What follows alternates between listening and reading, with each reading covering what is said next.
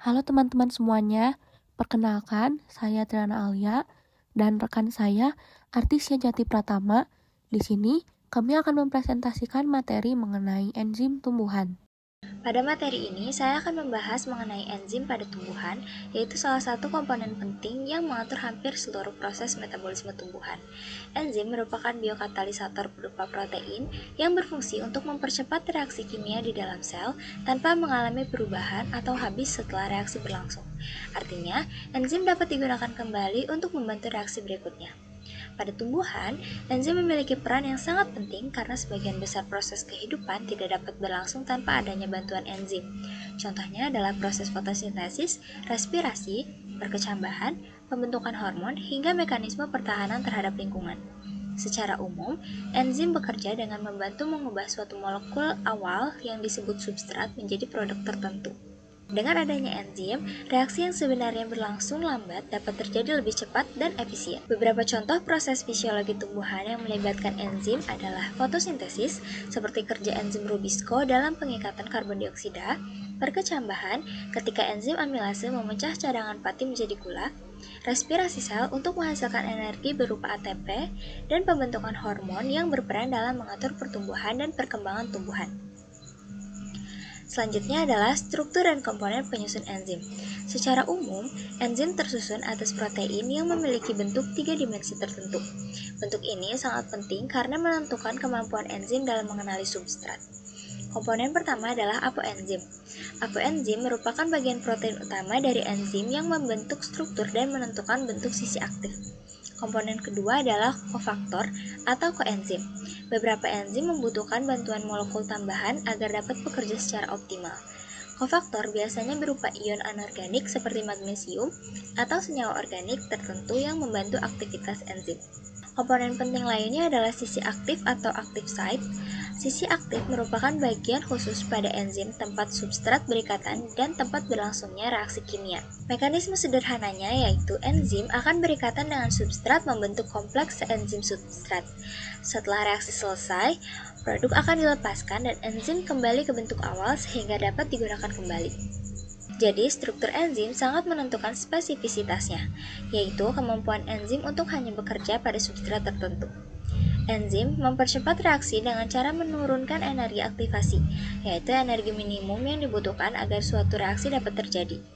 Tanpa enzim, banyak reaksi metabolisme dalam tumbuhan akan berlangsung terlalu lambat sehingga tidak mampu mendukung kehidupan. Terdapat dua model utama kerja enzim. Model pertama adalah lock and key model, atau model kunci dan gembok. Pada model ini, sisi aktif enzim dianggap memiliki bentuk yang spesifik dan hanya dapat berikatan dengan substrat tertentu. Jadi, substrat harus memiliki bentuk yang sesuai agar dapat masuk ke sisi aktif enzim. Model kedua adalah induced fit model. Pada model ini, sisi aktif enzim bersifat fleksibel.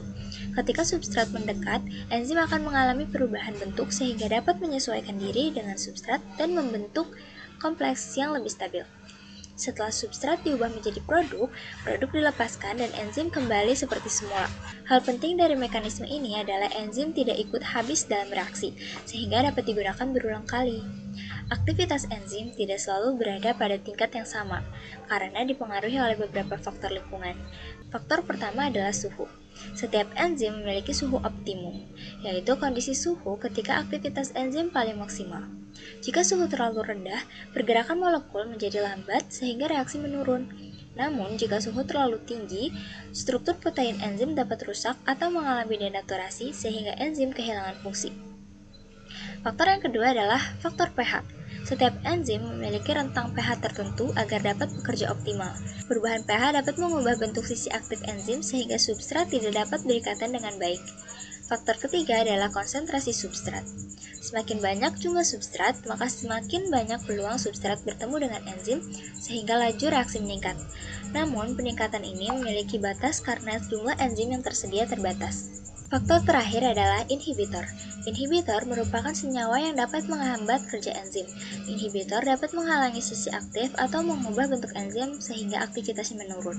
Dalam tumbuhan, perubahan faktor lingkungan seperti suhu ekstrim, kekeringan, atau perubahan kondisi tanah dapat mempengaruhi kerja enzim dan akhirnya mempengaruhi pertumbuhan tanaman. Nah, enzim memiliki peran yang sangat luas dalam fisiologi tumbuhan karena hampir seluruh proses kehidupan bergantung pada reaksi enzimatis.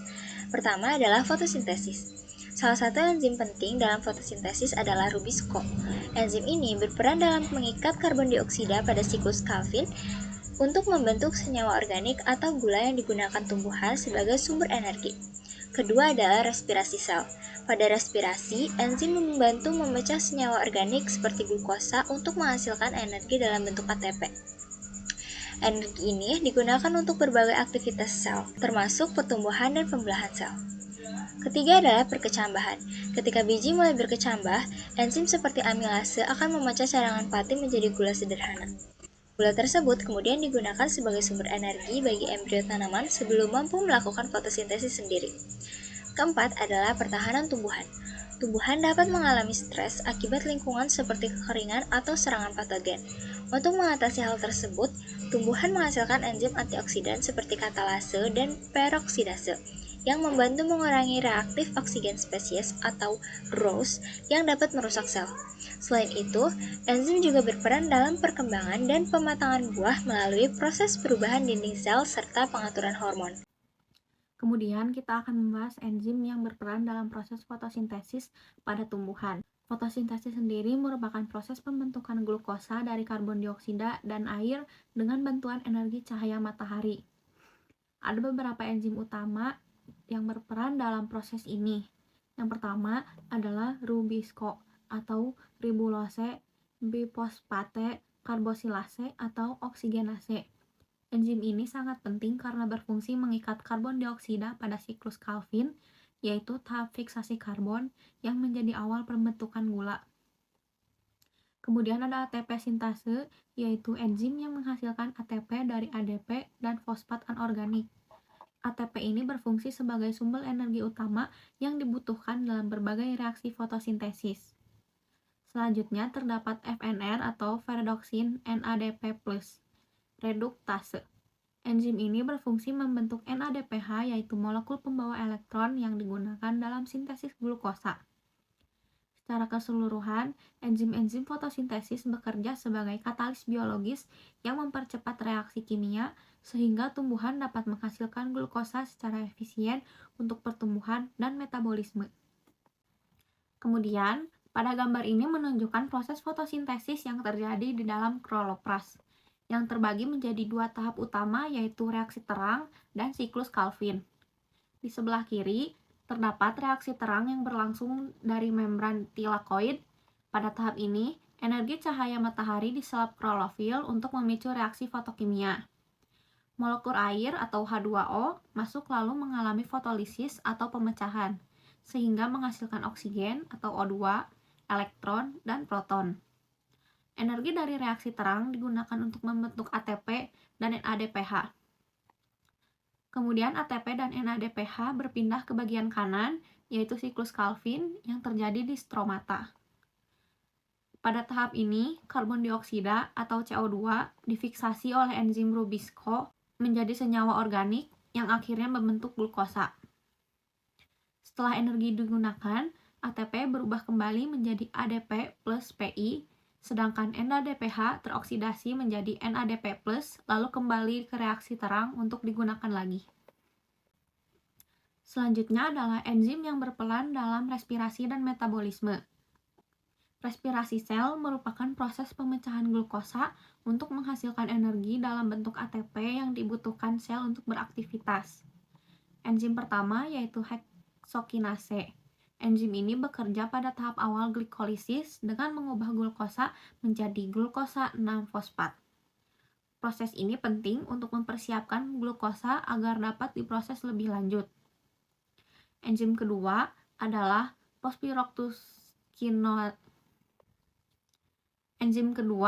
adalah fosfofruktokinase atau PFK. Enzim ini dikenal sebagai regulator utama glikolisis karena mengontrol laju jalannya proses pemecahan glukosa. Kemudian, terdapat ATP sintase yang berperan menghasilkan ATP dalam jumlah besar melalui rantai transport elektron. Fungsi utama enzim-enzim respirasi ini adalah menghasilkan energi, mendukung metabolisme sel, serta menjaga keseimbangan proses respirasi agar berjalan optimal. Kemudian, pada gambar ini memperlihatkan tahapan respirasi sel aerob. Proses dimulai dari glukosa yang mengalami glikolisis di sitoplasma, menghasilkan sedikit ATP dan pirufat. Lalu, pirufat kemudian diubah menjadi asetil CoA sebelum masuk ke mitokondria. Selanjutnya, asetil CoA masuk ke siklus Krebs di matriks mitokondria. Pada tahap ini, dihasilkan CO2 sebagai produk samping serta molekul pembawa elektron seperti NADH dan FADH2. Elektron dari NADH dan FADH2 masuk ke rantai transport elektron di membran dalam mitokondria. Disinilah sebagian besar ATP diproduksi melalui fosforilasi oksidatif. Pada tahap akhir, oksigen menerima elektron dan proton, sehingga terbentuk air atau H2O. Berikutnya kita membahas enzim yang berperan dalam pertumbuhan, khususnya saat perkecambahan biji. Ketika biji mulai berkecambah, cadangan makanan yang tersimpan di dalam biji harus dipecah menjadi molekul sederhana agar dapat digunakan oleh embrio untuk tumbuh. Ada 3 enzim penting dalam proses ini. Yang pertama adalah amilase, yang memecah pati menjadi maltosa atau glukosa. Glukosa ini kemudian digunakan sebagai sumber energi. Yang kedua adalah protease, yang memecah protein menjadi asam amino. Asam amino diperlukan untuk sintesis protein baru selama pertumbuhan. Yang ketiga adalah lipase, yang memecah lemak menjadi asam lemak dan gliserol. Senyawa ini dapat dimanfaatkan sebagai sumber energi tambahan. Nah, dengan adanya enzim-enzim tersebut, biji memperoleh energi yang cukup untuk mendukung pembelahan sel serta pertumbuhan akar dan tunas. Kemudian, bagian atas gambar menunjukkan tahapan perkecambahan biji. Yang awalnya biji dalam kondisi dorman, setelah menyerap air melalui proses imbibisi, metabolisme sel mulai aktif dan enzim-enzim di dalam biji mulai bekerja. Cadangan makanan yang tersimpan di endosperma atau kotiledon kemudian dipecah. Bagian bawah gambar menjelaskan proses pemecahan tersebut.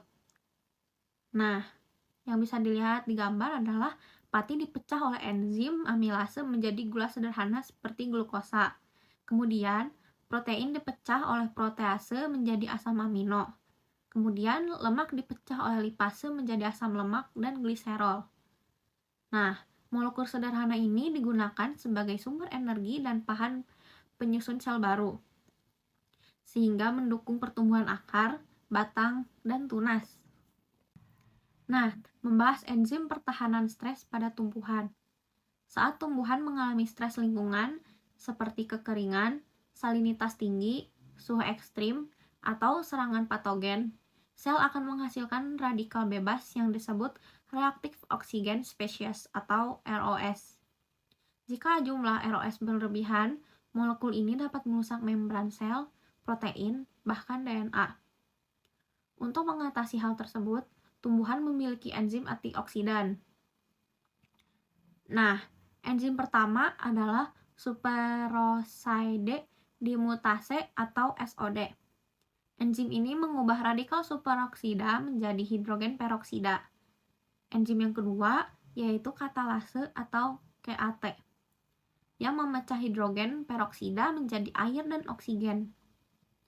Enzim ketiga adalah peroksidase atau POD, yang juga membantu menguraikan hidrogen peroksida dengan bantuan senyawa pereduksi.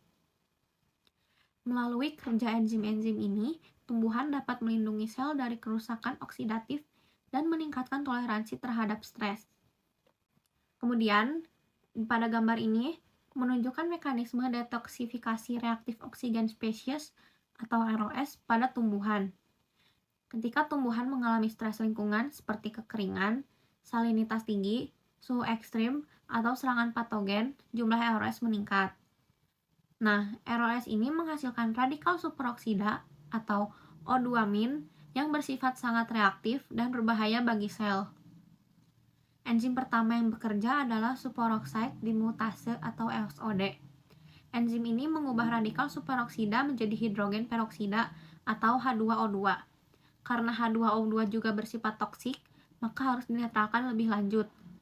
Kemudian, enzim katalase atau CAT menguraikan H2O2 menjadi air atau H2O dan oksigen, yaitu O2. Selain itu, enzim peroksidase atau POD juga membantu mereduksi H2O2 menjadi air dengan menggunakan donor elektron lain. Melalui mekanisme ini, tumbuhan dapat mengurangi stres oksidatif dan melindungi komponen sel dari kerusakan. Nah, terakhir, kita masuk ke aplikasi enzim dalam kehidupan sehari-hari. Enzim memiliki banyak manfaat karena sifatnya yang sangat spesifik dan mampu mempercepat reaksi biokimia secara efisien. Di industri pangan, enzim digunakan untuk membantu proses pengolahan makanan. Contohnya, enzim amilase berperan dalam pembuatan roti dengan memecah pati menjadi gula sederhana, sedangkan protase digunakan dalam pembuatan keju. Kemudian di bidang kesehatan, enzim dimanfaatkan untuk diagnosis penyakit maupun terapi medis. Misalnya, beberapa enzim digunakan untuk dalam pemeriksaan laboratorium untuk mendeteksi gangguan metabolisme. Selanjutnya, pada bidang pertanian, enzim berperan dalam meningkatkan kualitas tanaman seperti melalui penggunaan biofertilizer dan pengendalian hayati untuk mendukung pertumbuhan tanaman yang lebih optimal. Nah, terakhir di bidang bioteknologi, enzim memiliki peran yang sangat penting. Contohnya teknik PCR yang menggunakan DNA polimerase untuk memperbanyak DNA, serta dalam rekayasa genetika. Dari berbagai contoh tersebut, dapat kita lihat bahwa enzim memiliki peranan yang sangat luas dan penting dalam berbagai bidang kehidupan.